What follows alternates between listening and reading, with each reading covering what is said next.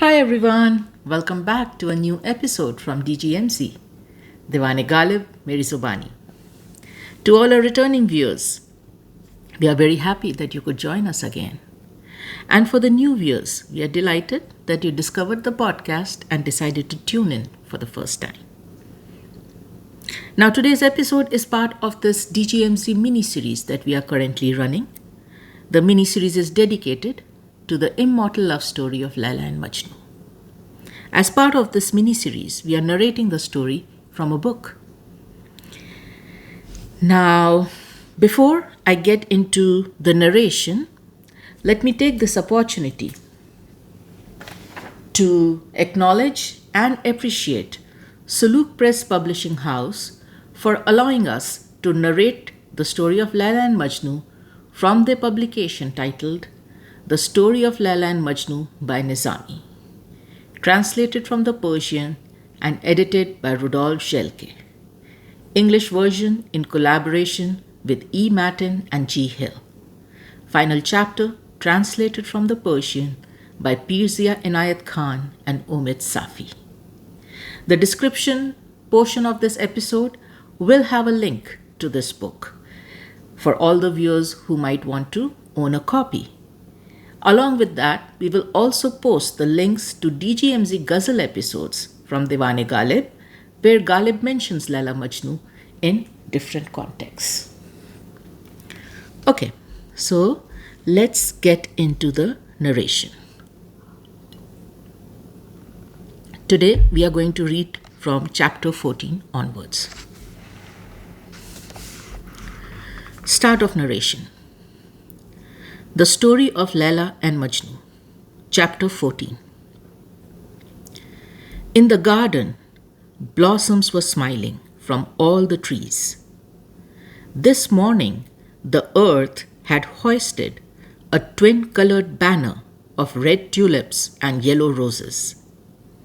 And the tulips threw vermilion red petals with black sunspots over the emerald green carpet of the lawn, still glistening with pearls of dew. As if playing, the violets hid from each other on their long curved stems. The rosebud girded itself and pointed thorny lances ready for battle, while the water lily, as if pausing in the fight, was resting her shield flat on the mirror-like surface of the pond. The hyacinth had opened wide her cups. The box tree was combing its hair. The blossoms of the pomegranate tree were longing for their own fruit. The narcissus, glowing fiercely, suddenly woke from a bad dream, frightened like a feverish patient.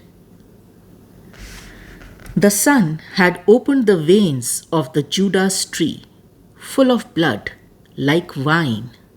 The wild rose was washing her leaves in the jasmine's silver fountain, and the iris wielded her sword fiercely.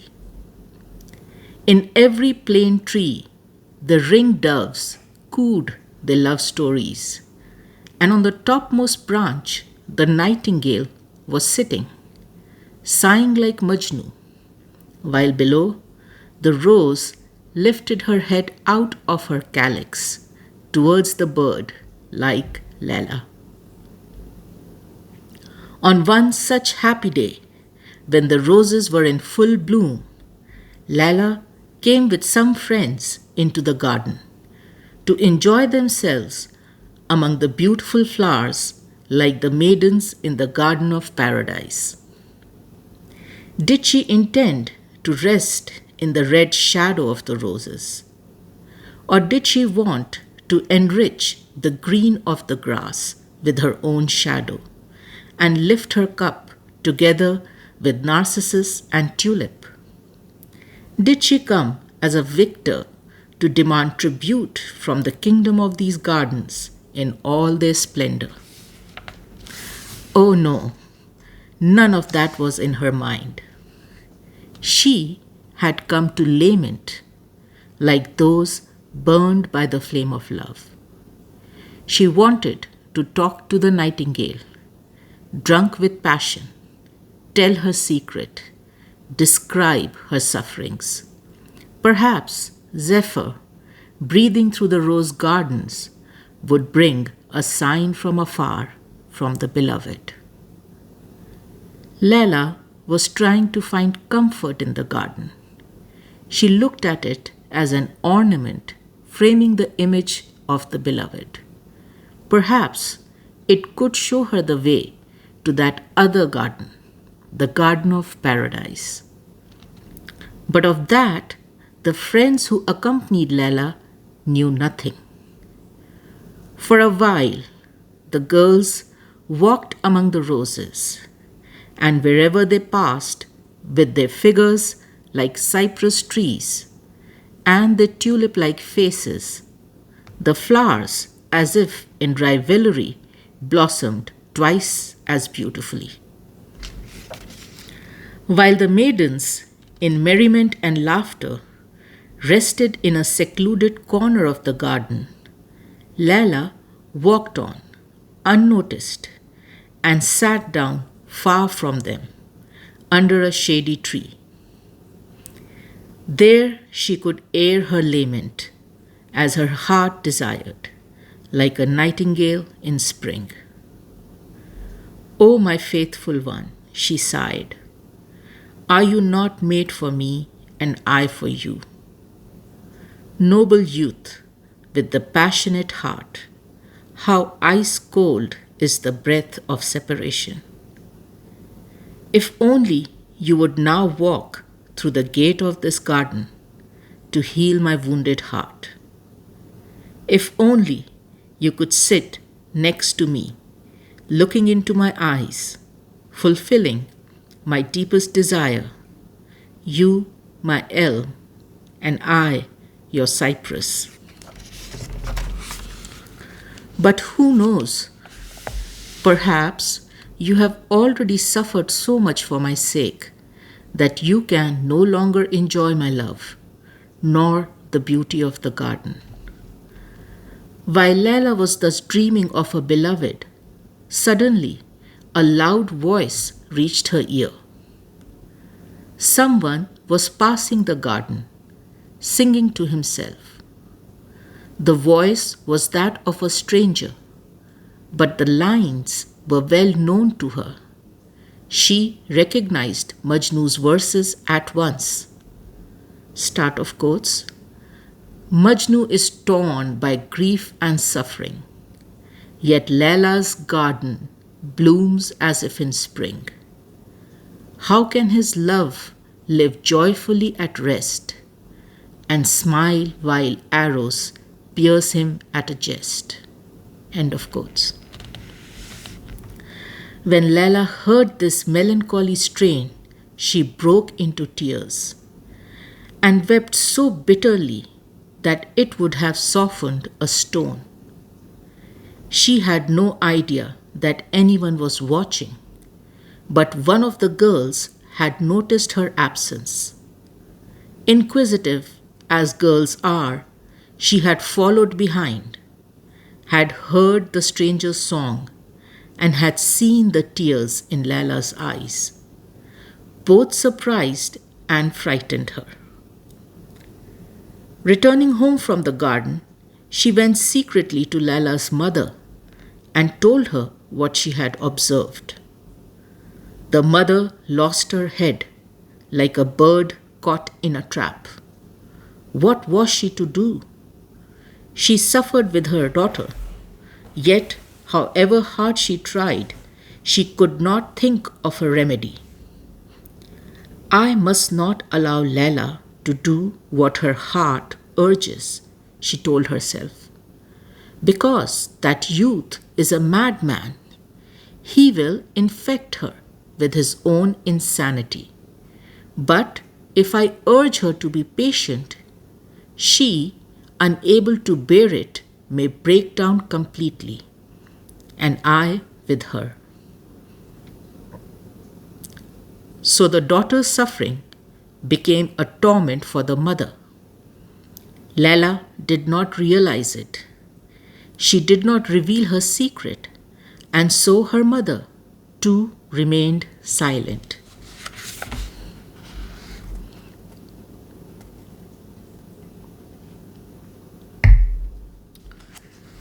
The story of Laila and Majnu, chapter 15.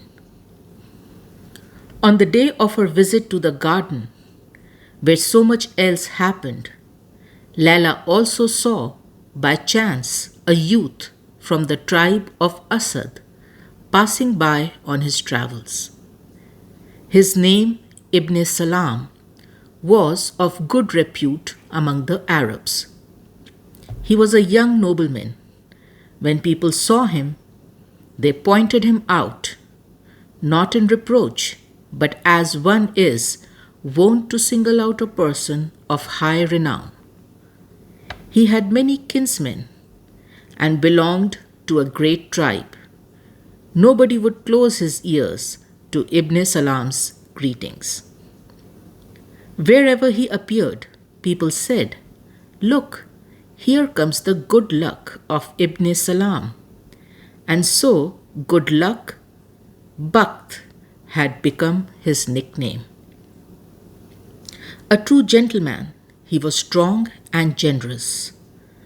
One glance at the moon, just 14 days old, and he decided to conquer the shining light. Unable to forget her, he thought of her ceaselessly on his journey home, and even more afterwards. Did he not have great riches? Used as he was to act, he went to work, swift as the wind. One point only he did not consider: whether his wind would be welcomed by the shining light, whether the moon would tolerate his embrace. Otherwise, this resourceful man thought of everything. According to custom, he at once sent a confidant to Laila's parents to ask for the fairy girl's hand in marriage. This man was briefed to propose, submissively like a beggar, in well calculated humility, but at the same time to offer presents like a king, and to squander gold as if it were sand. And that is how it went. Who could have refused such a matchmaker? But however favorably father and mother listened to him, it seemed too early to give their final consent. Why decide today when there was a tomorrow? Was it not more prudent to wait, since there was a chance of waiting? They did not refuse. They just bade him tarry. Generously, they spread the ointment of hope and said, start of quotes, "What you are asking for may well be granted. Only have a little patience. Look, this spring flower is not very strong. Somewhat pale she is, somewhat too delicate. Allow her first to gain strength, then we shall agree with pleasure to the union. May this soon happen, God willing, inshallah.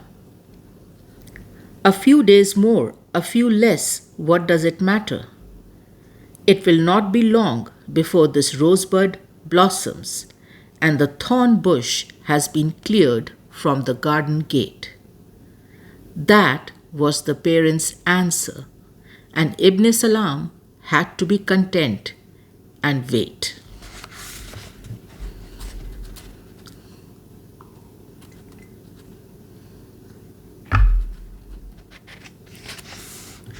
The story of Laila and Majnu, chapter 16.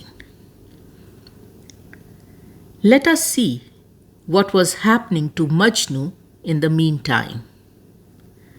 The gorge in which he had chosen to live belonged to an area ruled by a Bedouin prince called Naufal. Because of his bravery in battle, he was called Destroyer of Armies. But though iron hard in front of the enemy, he was as soft as wax in kindness towards his friends. A lion in war, he was a gazelle in love, and widely renowned in the country for both. One day, this chieftain, Naufal, rode out to hunt with some of his companions. The country became wilder and more desolate, but the hunters had eyes only for their prey. And when some of the light legged antelopes and wild donkeys tried to escape into their hiding places in the mountains, Naufal and his friends followed swiftly. But suddenly the mighty warrior reined in his horse. What was wrong?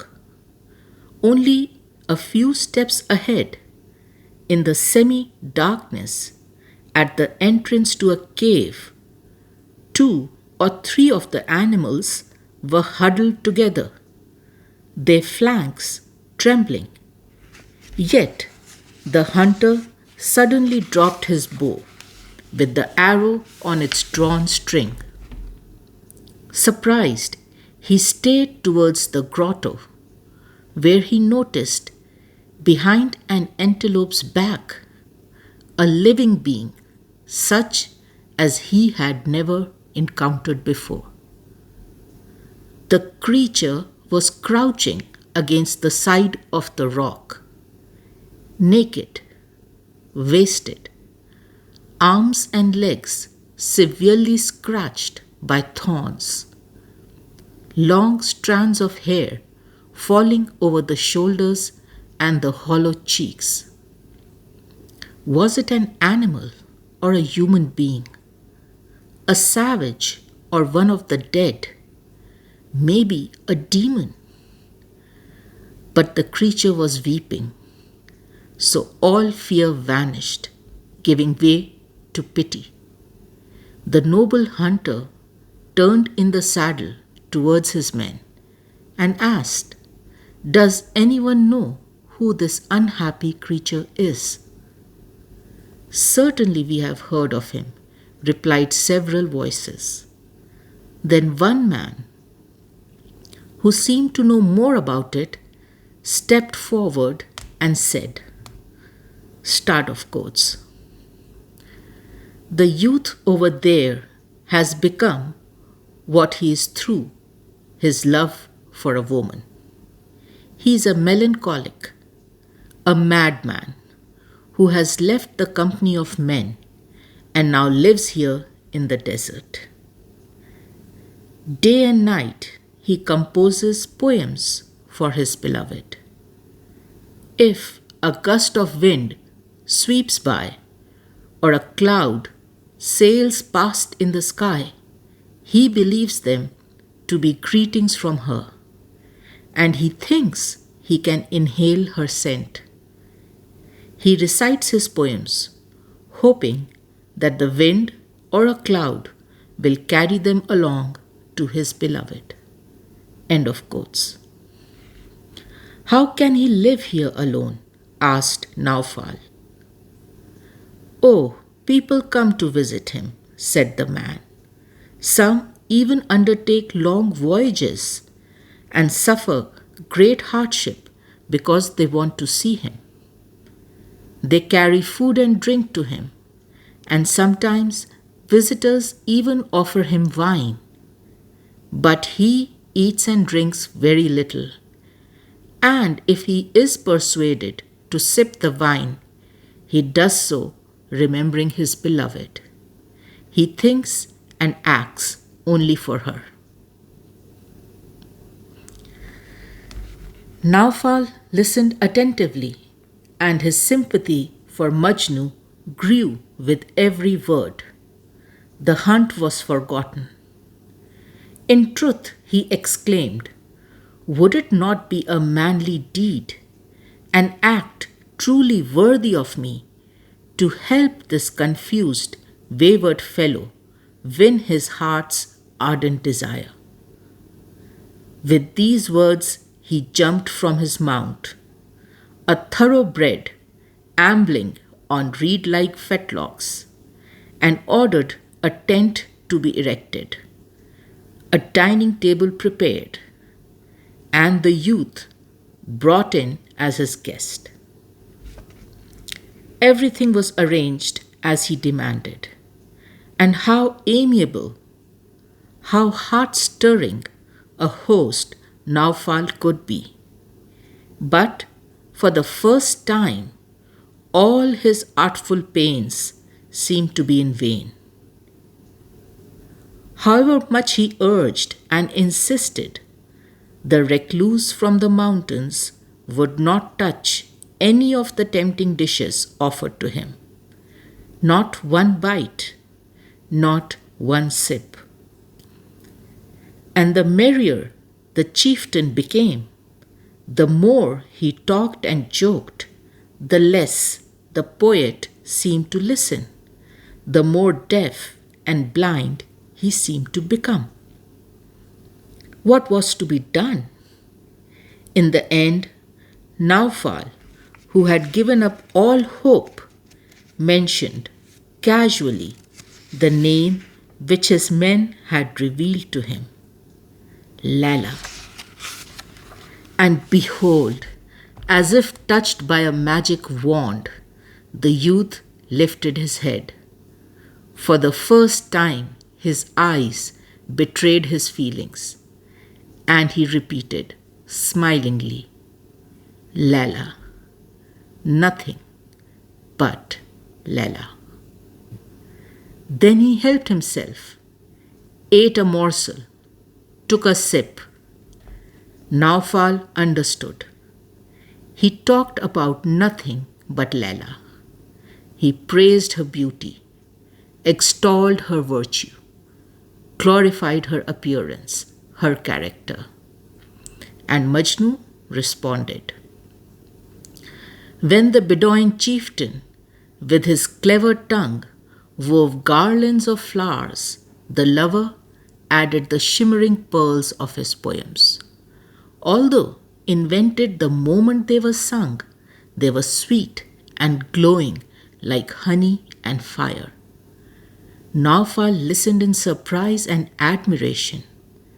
The man sitting in front of him was perhaps a savage, a fool, but there was no doubt that he was a poet, and among poets, a master whose equal was not to be found in the whole of Arabia. Quietly, Naufal made up his mind to rebuild with weary hands the ruin of this heart, stone by stone.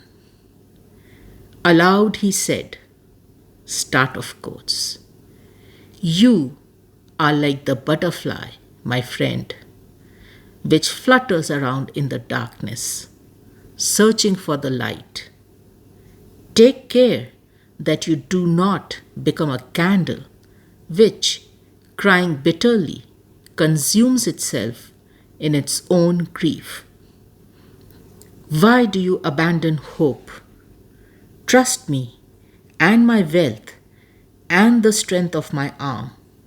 I shall balance the scales of your fate. I promise you, you shall have your Lala. Even if she became a bird escaping into the sky, even if she were a spark deep inside the rock, I would still find her. I shall neither rest nor relax until I have married you to your moon-like love. When he heard these words, Majnu threw himself at his protector's feet. Soon, however, he became doubtful again and objected. Start of quotes. Your words fill my soul with a delicious scent. But how do I know whether they are more than words, whether they are free from deception, whether you will act as you speak, and whether you are even capable of acting? You ought to know that her mother, her parents, will never agree to give her in marriage to a man such as I, to a deranged one. What, they will say, are we to entrust this flower to the wind? Shall we allow a devil's child to play with a ray of the moon? Hand over our daughter to a madman? Never. Ah, you do not know these people yet as I do. Others have tried before to help me, but what was the use? Whatever they did, however hard they tried, my black fate did not become any whiter. Silver was offered in gleaming heaps, but it did not lighten the dark carpet of my days. So you can see how hopeless my position is. To succeed would not be a human achievement. It would be a miracle. But I fear that you will soon have enough of this kind of hunting and turn back halfway before you can trap your prey.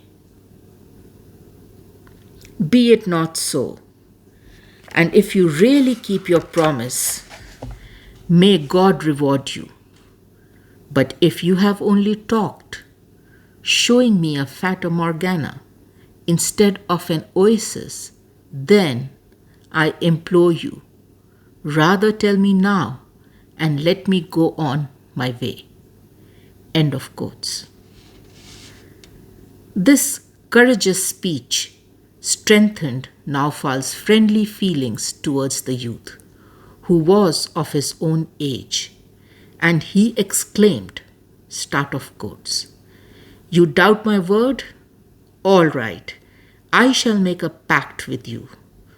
In the name of Allah, the Almighty, and His Prophet Muhammad, I swear that I shall fight for you and your cause like a wolf. No, like a lion, with my sword and all my resources. I solemnly vow that I shall enjoy neither food nor sleep until your heart's desire has been fulfilled. But you, in turn, must also promise me something, that you will show patience. Give up your frenzy. Take your wild heart in hand, quieten it, tame it, if only for a few days. So let us seal our alliance.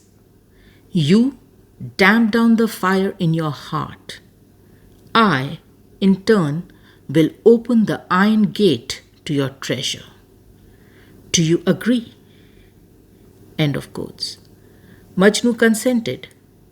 He smoothed the stormy sea of his soul and accepted his friend's helping hand. For the first time in many months, peace returned to his tortured mind.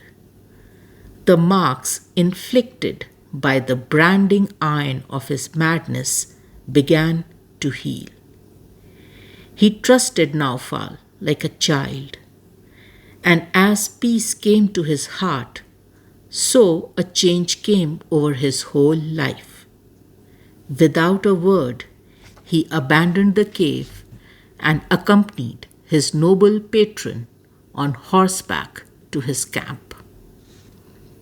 In the shade and protection of his powerful friend, as his confidant and guest, Majnu, by now no longer a Majnu, soon reverted to his old state as Cas, the beautiful and noble youth he had once been. He bathed and donned the fine garments and the turban which Naufal had presented to him.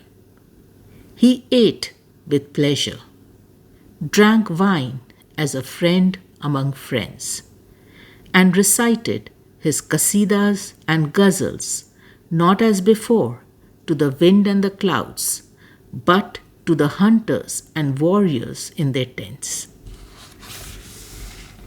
Fresh color flowed back into the yellow, wasted face. His bent figure became erect, and he walked among his new companions, swaying like a tall reed in the wind. The flower, shorn of its leaves by the storm, was in bloom again. How greatly had he changed for the world, and the world for him. Since his return to the dwelling places of men, nature had once more acquired a lovely face in the mirror of his eyes. The morning's gold-hemmed, festive attire delighted him as if he was seeing it for the first time. He joined in the midday laughter of the sun and had the colorful riddles of the roses explained to him. Yes, he had become a man among men again. Nobody was happier about this change than Naufal, who had brought it about. He was like a rain-carrying cloud, spreading its pearly showers over the summer-dry earth. Every day he brought new presents for his recovering friend. Nothing was good or precious enough. Majnu had to be at his side all the time, and Naufal became so used to his company that he refused to be parted even for an hour. The few days which Naufal had mentioned turned into as many months. Their happiness lasted a long time, but now thunderstorms were gathering on the horizon.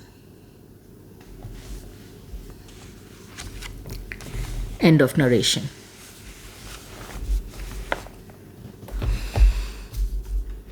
So, I sincerely hope you enjoyed the narration. Interesting turn of events, both at Laila's end and Majnu's end, right? Now, first things first, the 14th chapter where Nizami is talking about Laila in the garden, right? So one thing that really stands out about that chapter is this stark contrast Nizami draws between beauty and pain, and how these two things coexist within this fairy-like creature called Laila.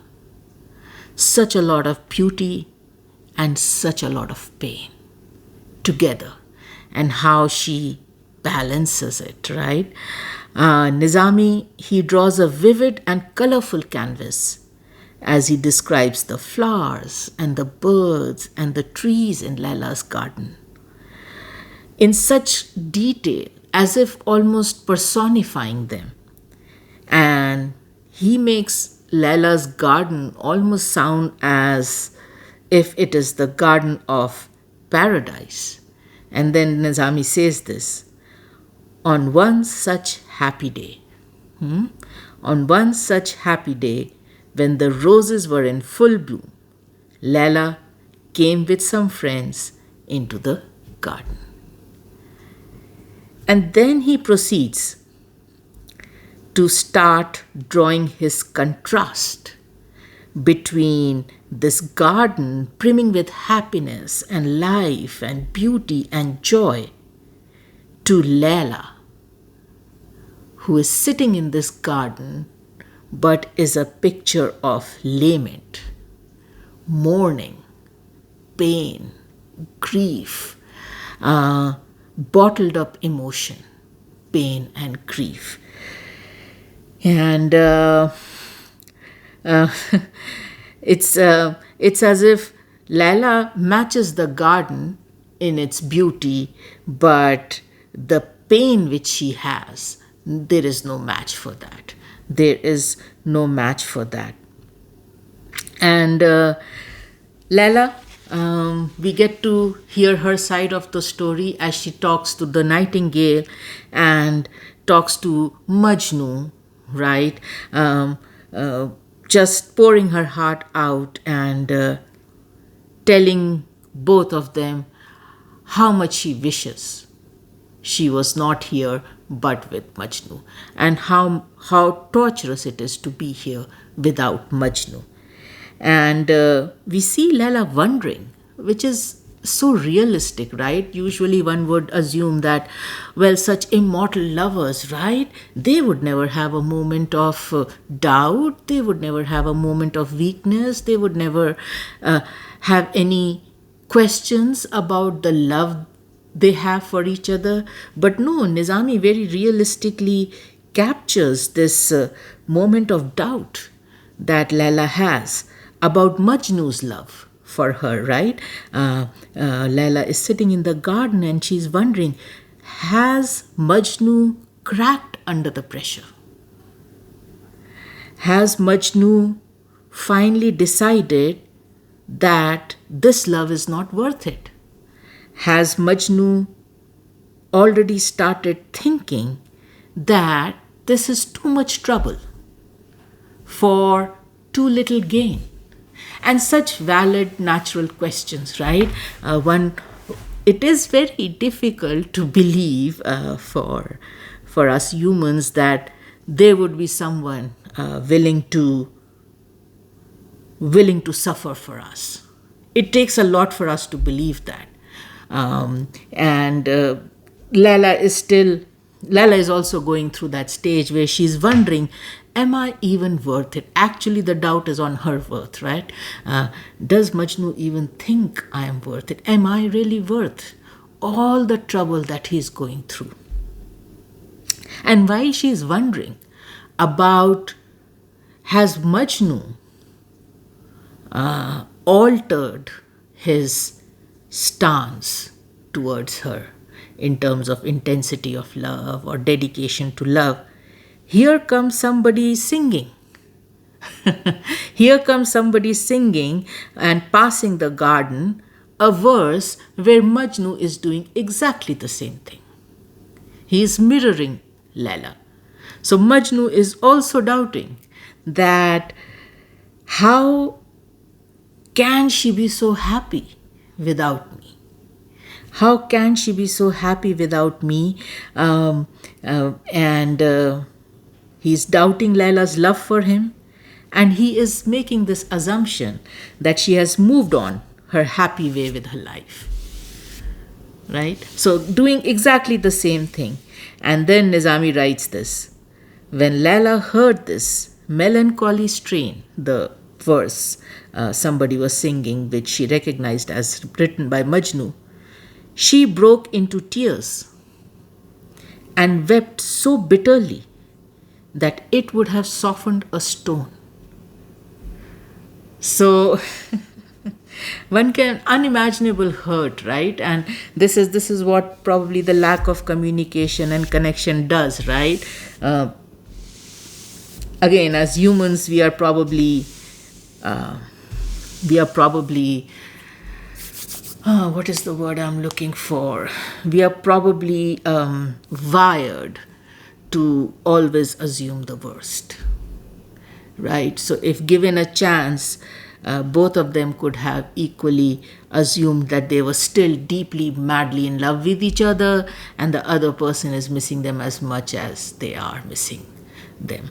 But it's human tendency. It's a self-defense mechanism, or like I said, it's just the way we are wired, that we will usually assume the worst. Both of them are assuming that, they are falling out of love with each other. And then lastly, in this chapter, we see Laila's helplessness and desperation as she tries hard to hide her emotions from everyone. And then, despite all her alertness and all her vigilance, to not let her helplessness and desperation be visible to anyone, even her shadow. Right? In one of the chapters, Nizami says she even hesitated to talk about Majnu to her shadow. That was the amount of secrecy she was maintaining, because she knew the impact if it was to come out. But still, somehow, in that one rare moment of solitude in the garden, when she doesn't have time to control her emotions, she hears Majnu's verse, and it is a verse that breaks her heart. And she breaks down. She doesn't have time to compose herself or go to a place where she can hide. And she also assumes she's alone. She breaks down and she gets caught. She gets caught by the friend. The friend sees her crying after that passerby singing Majnu's verse has crossed the garden. So, huge predicament for Laila. Huge predicament for Laila. The slip happens, right? And the friend will go and tell the mother that this is how broken-hearted she was to hear Majnu's verse, and the mother will understand that nothing has changed. These kids whom we split in the school, nothing has changed. Nothing has changed. They still harbor the same depth of feelings, if not deeper, till today for each other. Moving on to chapter 15. This is a short one, and it is the introduction of a worthy suitor for Laila, right? Somebody worthy of her caliber, of her beauty, of her stature. So in comes Ibn Salam, and Nizami, in the initial part of the chapter, puts in a lot of time and effort to detail all the impeccable qualities and attributes of Ibn Salam. Very well written. And qualities which will definitely beautifully complement a maiden of Laila's stature. So he sets that context very well, wherein he portrays Ibn Salam as one of the best matches for Laila, which is available, right? And then Nizami writes the $1 million punchline. And what is the $1 million punchline? Start of quotes. One point only he did not consider: whether his wind would be welcomed by the shining light, whether the moon would tolerate his embrace. End of quotes. So Nizami very masterfully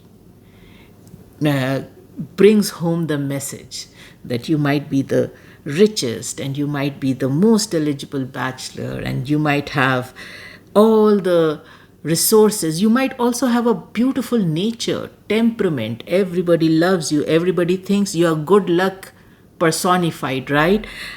Everybody is rooting for you. But all that doesn't help if the connect is not there, right? All this does not impress someone who likes someone else, right? So Ibn Salam prepares for everything, but this one situation where despite all that he brings to the table, what if Layla is already interested, in love, or connected to someone else. So, for all the goodness and riches and resources, Ibn Salam seems to lack that one thing that was required to receive Layla's love, and that is being Majnu. he was not Majnu. And then in the last chapter that we read, chapter 16, Naufal. What can I say? I would, as a reader of the story, even to me, it is like a breath of fresh air. It is like rains on a land that has been suffering from drought. In comes something, someone that will ease Majnu's pain, right? So Naufal discovering Majnu is a respite, not only for Majnu, but for readers also, because by now the readers like us have really started worrying about Majnu's survival in that desert, right? We are seeing him deteriorate, and we are really worried. We are really worried about his chances of survival. What was a pleasure to read was this patience. This patience Naufal shows when he puts this time and effort in understanding Majnu and his pain. And यहाँ पे वो सब गालिब के शेर याद आ रहे हैं कि कोई चार साज होता, कोई गम गुसार होता, नासे ने छिड़का नमक जख्मों पे, राइट? वो सारे शेर याद आ रहे, because this is the kind of friend we need when we are in so much pain. Somebody who will put in the time and effort in understanding our pain. And that's exactly what Naufal does. And probably Naufal is pretty much the first person, I think, to whom Majnu really opens up, shares, and confides about his pain and longing for Layla. Till now, yes, he is singing about it in his ghazals, etc. But this human to human, man to man, person to person talk and discussion and outpouring of his pain and longing for Layla perhaps happens with Naufal for the first time. And what I liked about this Naufal and Majnu dynamic is that Naufal, when he saw Majnu for the first time, mistook him to be an animal. That was the state Majnu was in. Naufal thought he's an animal, a demon, a savage. What is it, this creature? That was how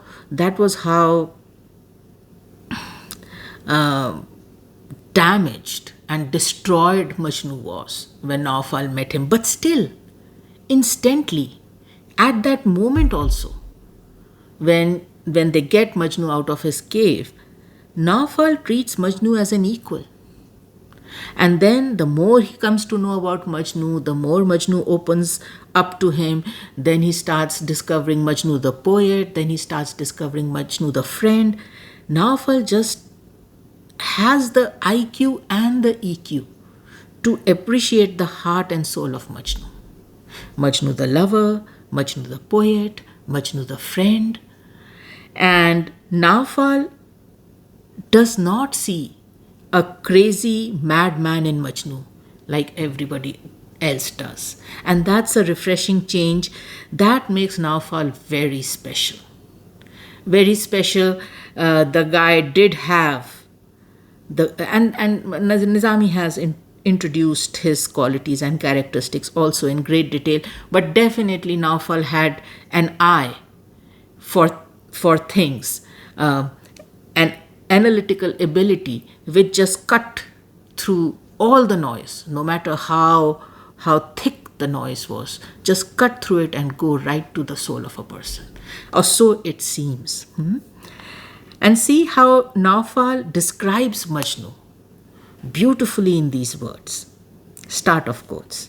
You are like the butterfly, my friend, which flutters around in the darkness, searching for light. And then this solemn pact between the two friends is also a very selfless act on Naufal's part, because both the promises made in this pact pretty much benefit Majnu. It is a very, like I said, it's very selfless. It's a very generous, merciful act by Naufal. Because the pact is, so this is what the pact is, start of quotes. So let us seal our alliance. You damp down the fire in your heart, and I in turn will open the iron gate to your treasure. So dampening the fire in his heart will give Majnu an opportunity to heal, to come back to being human, right? And opening the iron gate to Laila will again allow Majnu to find his love. So the pact, though it was made between two people, in my humble opinion, both the promises are for Majnu's benefit. So again, what a selfless act on Naufal's part. And last but not the least, this is how Nizami describes Naufal's friendship with Majnu, or I would say Naufal's role in Majnu's life. Start of quotes. He was like a rain-carrying cloud, spreading its pearly showers over the summer dry earth. End of quotes. So, and that's why this is an epic, right? Though the story is about Laila Majnu and their love for each other, the story covers such amazing aspects of other relationships also. The son and father, which Majnu and his father enjoy. Now this friendship, just a beautiful friendship. एक बहुत ही खूबसूरत जज्बा नाफाल का towards Majnu. So it was a pleasure to read that. So today we covered 3 chapters. Chapter 14, Laila in the garden. Chapter 15, Ibn Salam asks for Laila's hand. And chapter 16, Majnu finds a new friend. In the next episode, we will pick up from chapter 17 onwards.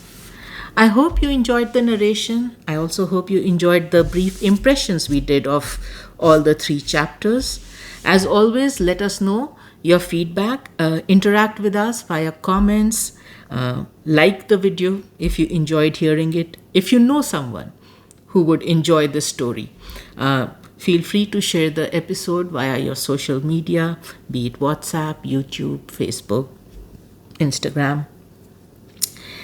Now, as always, for the new viewers who tuned in today, my strong recommendation would be to go through the episode titled Introduction to DGMC, because that will give you a good insight into the motivation and inspiration behind this podcast. What are we actually trying to do here? Also, for your awareness, the homepage of the channel has multiple playlists which nicely segregate the content. One playlist is dedicated to all these ghazal episodes which we do from Diwan-e-Ghalib. One playlist is solely dedicated to the DGMZ mini-series of Laila and Majnu. And then there are other playlists about songs and other type of episodes. So surf through all the playlists and access episodes which interest you. That's all I had for today's episode. Let me send a lot of love and light to all you dear viewers, and thanks for watching.